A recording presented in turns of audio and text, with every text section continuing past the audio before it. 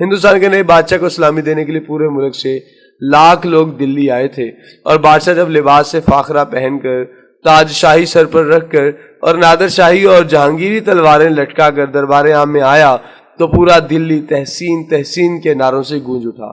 نکارچی نکارے بجانے لگے، گویے ہواؤں میں تانے اڑانے لگے، فوجی سالار تلواریں بجانے لگے اور رقاصائیں رقص کرنے لگے۔ استاد حافظ محمد ابراہیم دہلوی کو یاد تھا، بہادر شاہ ظفر کی تاج پوشی کا جشن 7 دن جاری رہا، اور ان 7 دنوں میں دلی کے لوگوں کو شاہی محل سے کھانا کھلایا گیا، مگر 7 نومبر 1862 کی اس ٹھنڈی اور بے مہر صبح بادشاہ کی قبر کو ایک خوش الحان کاری تک نصیب نہیں تھا۔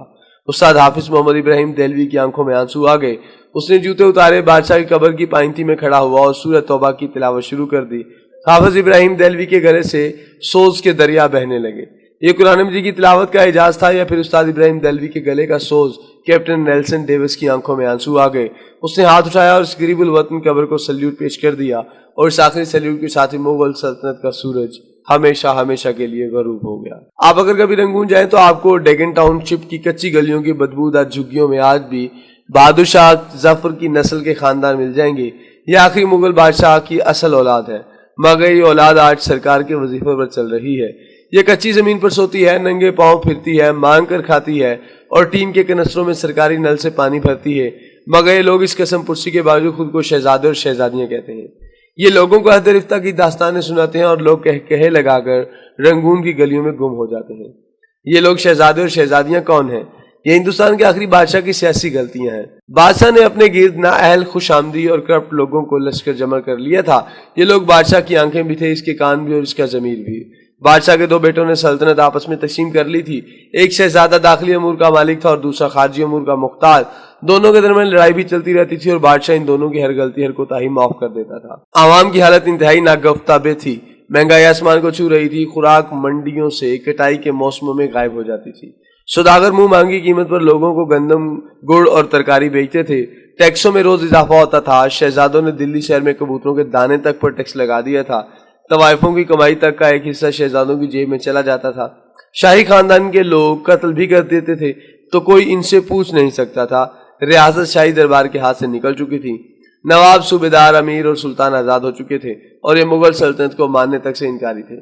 فوج تلوار کی نوک پر بادشاہ سے جو چاہتی تھی منوا لیتی تھی۔ عوام بادشاہ اور اس کے خاندان سے بیزار ہو چکے تھے۔ یہ گلیوں اور بازاروں میں بادشاہ کو ننگی گالیاں دیتے تھے، اور کوتوال چپ چاپ ان کے قریب سے گزر جاتے تھے، جبکہ انگریز مضبوط ہوتے جا رہے تھے۔ یہ روز معاہدہ توڑتے تھے، اور شاہی خاندان وسیع تر قومی مفاد میں انگریزوں کے ساتھ نیا معاہدہ کر لیتا تھا۔ انگریز بادشاہ کے وفاداروں کو قتل کر دیتے تھے، اور شاہی خاندان جب احتجاج کرتا تھا تو انگریز بادشاہ کو یہ بتا کر حیران کر دیتا، ذل الہی، وہ شخص آپ کا وفادار نہیں تھا، وہ ننگ انسانیت آپ کے خلاف سازش کر رہا تھا، اور بادشاہ اس پر یقین کر لیتا تھا۔ بادشاہ نے طویل عرصے تک اپنی فوج بھی ٹیسٹ نہیں کی تھی، چنانچہ جب لڑنے کا وقت آیا تو فوجیوں سے تلواریں تک نہ اٹھائی گئیں۔ ان حالات میں جب آزادی کی جنگ شروع ہوئی اور بادشاہ گرتا پڑتا شاہی ہاتھی پر چڑھا تو عوام نے لا تعلق رہنے کا اعلان کر دیا۔ لوگ کہتے تھے ہمارے لیے بہادر شاہ ظفر یا الیگزینڈر وکٹوریہ دونوں برابر ہیں۔ مجاہدین جذبے سے لبریز تھے، لیکن ان کے پاس قیادت نہیں تھی۔ بادشاہ ڈبل مائنڈڈ تھا، یہ انگریز سے لڑنا بھی چاہتا تھا اور اپنی مدت شاہی بھی پوری کرنا چاہتا تھا۔ چنانچہ اس جنگ کا وہی نتیجہ نکلا جو ڈبل مائنڈڈ ہو کر لڑی جانے والی جنگوں کا نکلتا ہے۔ شاہی خاندان کو دلی میں ذبح کر دیا گیا، جبکہ بادشاہ جلاوطن ہو گیا۔ بادشاہ کیپٹن نیلسن ڈیوس کے گیراج میں قید رہا، گھر کے احاطہ میں دفن ہوا، اور اس کی اولاد آج تک اپنی عظمت رفتہ کا ٹوکرا سر پر اٹھا کر رنگون کی گلیوں میں پھر رہی ہے۔ یہ لوگ شہر میں نکلتے ہیں تو ان کے چہروں پر صاف لکھا ہوتا ہے، جو بادشاہ اپنی سلطنت، اپنے مینڈیٹ کی حفاظت نہیں کرتے، جو عوام کا اعتماد کھو بیٹھتے ہیں، ان کی اولادیں اسی طرح گلیوں میں خوار ہوتی ہیں۔ یہ عبرت کا کشکول بن کر اسی طرح تاریخ کے چوک میں بھیک مانگتی ہیں، لیکن ہمارے حکمرانوں کو یہ حقیقت سمجھ نہیں آتی۔ یہ خود کو بہادر شاہ ظفر سے بڑا بادشاہ سمجھنے لگے ہیں۔